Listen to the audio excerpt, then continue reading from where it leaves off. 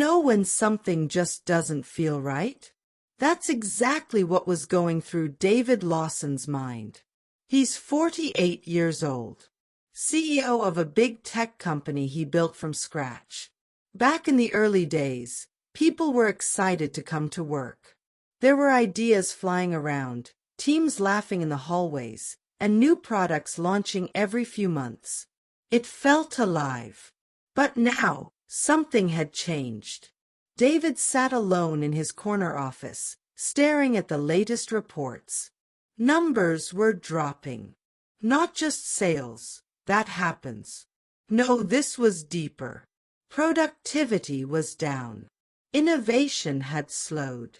And worst of all, people were quitting quietly. No complaints, no drama, just goodbye emails and empty desks. He called HR, asked them what was going on. But all they said was, "Oh, people just don't want to work anymore." David didn't buy it. This wasn't about laziness. He trusted his people. He knew they were talented, smart, and hardworking. So why did it feel like the spark, the joy, the fire, had disappeared? He couldn't quite explain it, but something in his gut told him. This wasn't just a people problem. It was a culture problem. And if he didn't do something soon, the company he loved might slip through his fingers. David couldn't shake the feeling that something was off. So, he decided to do something crazy. He stepped down, not from being CEO, but from being visible. He disappeared from his fancy office, took off the suit, and became someone else. He became Dave, a new unpaid intern in the customer solutions department, one of the busiest parts of the company.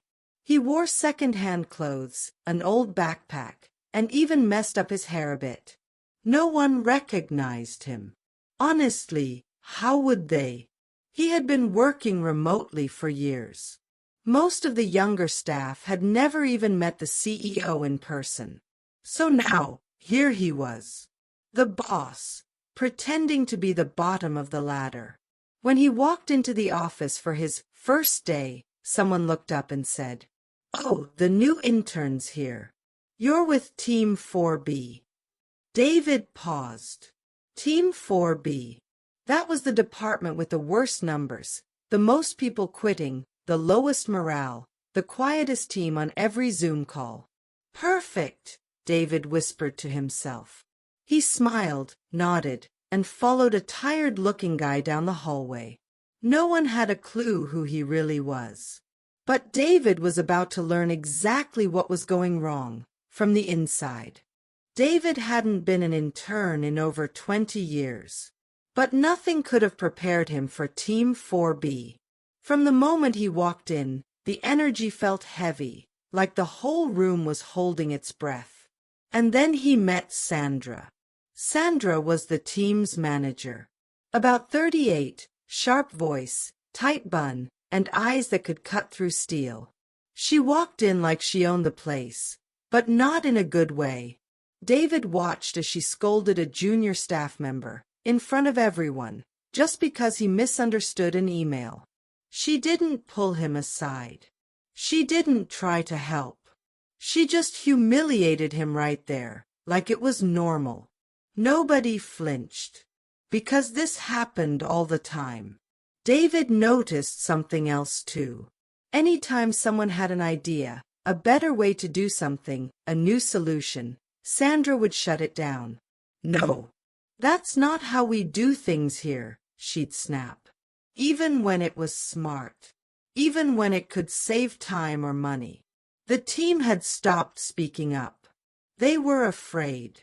He also saw the weirdest thing. Everyone was still logging their hours by hand.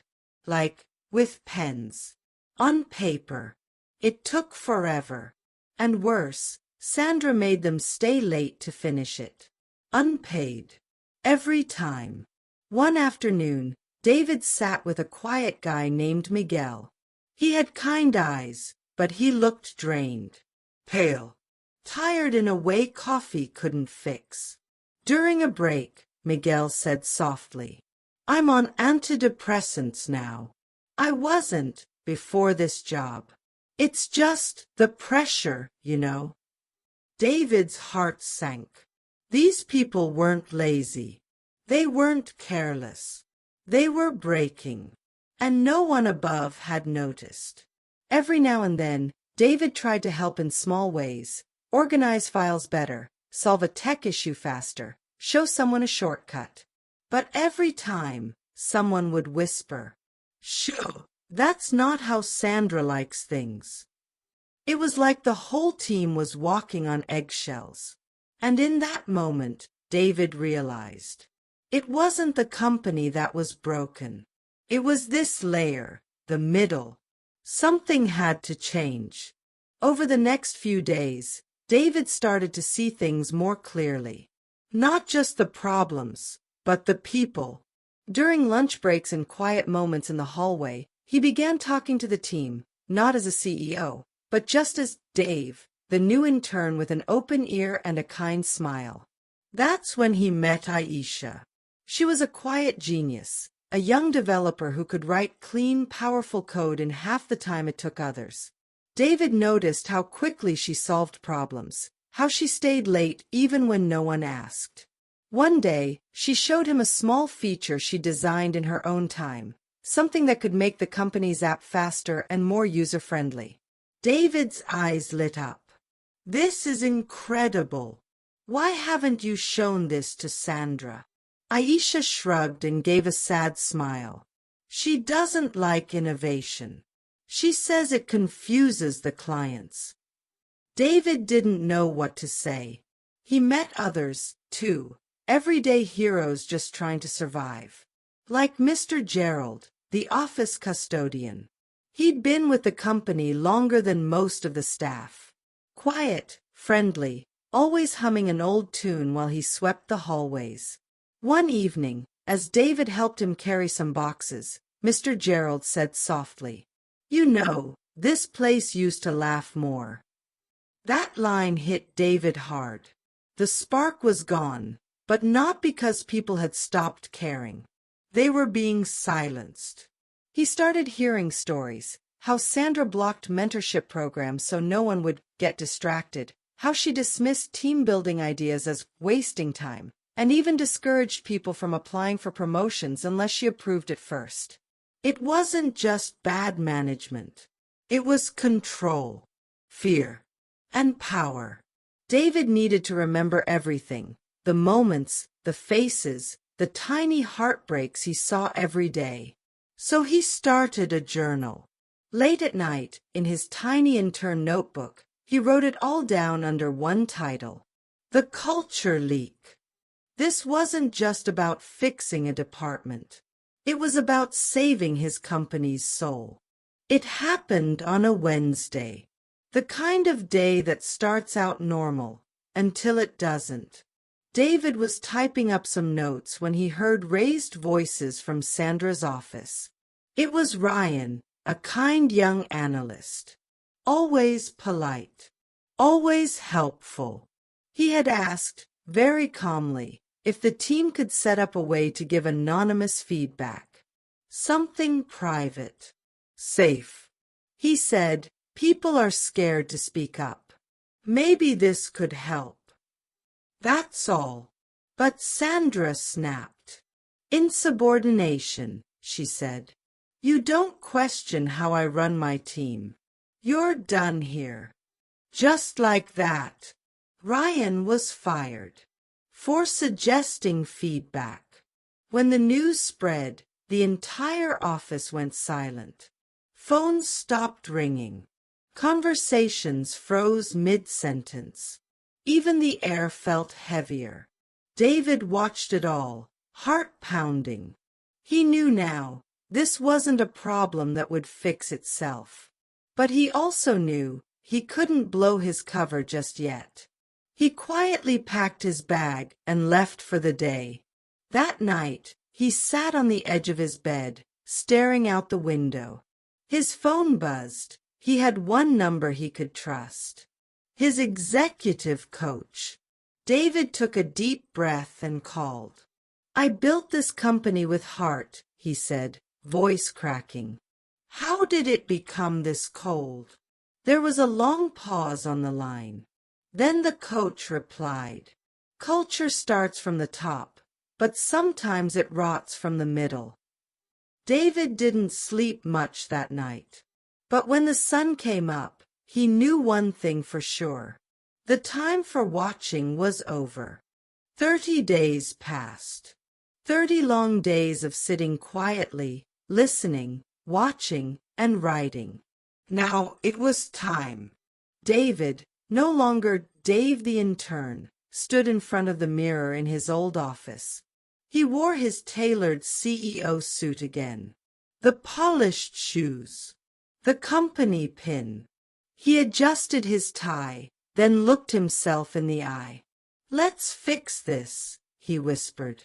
He sent out a company-wide email. "All hands meeting. 3 p.m. Mandatory." When the employees arrived in the main conference room, they looked confused.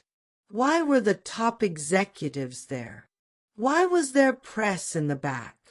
And then David walked in, not as the intern, but as David Lawson, CEO and founder. The room fell silent. Mouths dropped. Someone gasped. And Sandra turned pale. David stood at the front of the room, holding a small black notebook, his intern journal. He opened it slowly. "I came here 30 days ago," he began, "not as your boss, but as one of you, just to listen. What I saw broke my heart." Then he read. He read quotes from real people. "I hide my best ideas because I'm afraid they'll be shot down. I've started taking medication just to get through the day. No one speaks up anymore. We just try to survive." He didn't name names, but he didn't need to. Then he showed the results of a secret anonymous survey he had sent out just 1 week earlier. 70% of Team 4B said they wanted Sandra removed. Sandra tried to speak, but David held up his hand gently. "I'm not angry," he said, "but I'm responsible. Because I let this happen." He looked around the room, at the faces that had once been bright, now dimmed by fear and fatigue. "But this ends today." The room stayed silent, but the energy shifted. Something was changing. The truth was finally out. The next day, Sandra was gone. No drama. No big announcement. Just a quiet email from HR. "Leadership changes have been made to better serve our team values." But what came after was something no one expected. David didn't just remove the problem. He started a reset. In the first company-wide meeting after Sandra's exit, he stood in front of the team, this time with no suit, no tie, just rolled-up sleeves. "We're not going back," he said. "We're building something better." 1. Open door policy. Anyone, from interns to execs, could walk into his office or email him directly with questions, feedback, or ideas. No fear. No filters. 2. Innovation Fridays. Every Friday afternoon, teams got to pause normal work and build anything. New features, better systems, even office games. And guess who lit up the most? Aisha. Her quiet ideas. Now center stage. And this time, David was the one clapping the loudest when she demoed a new customer tool, one that got picked up company-wide. She got promoted that same week. 3. Feedback Council. A group of employees, chosen by their peers, now met monthly to review culture, concerns, and suggestions. They didn't answer to management. They answered to the people. 4. Mental Health Days. Every team member got extra paid days to unplug, recharge, or just breathe. No questions asked. And Miguel, the quiet guy who once struggled just to show up. He now led the wellness initiative, hosting support sessions, workshops, and creating a real space for mental health. 5. The CEO who works shifts. David made a promise. Every quarter, I'll work one full shift with a different team. No titles, no shortcuts. Sometimes you'd find him answering phones in customer solutions. Other times, sweeping floors with Mr. Gerald or debugging code with Aisha. People didn't just start smiling again. They started believing again. The spark was back. You know, when David started this company, it wasn't about money. It was about people. He wanted to build a place where smart ideas could shine, where people were proud to come to work. But somewhere along the way, while chasing goals and growing fast, something important got lost. He trusted too much, stayed too far, and forgot one hard truth. If you don't protect the culture, someone else will shape it for you. And that someone might not care like you do. That month undercover opened David's eyes.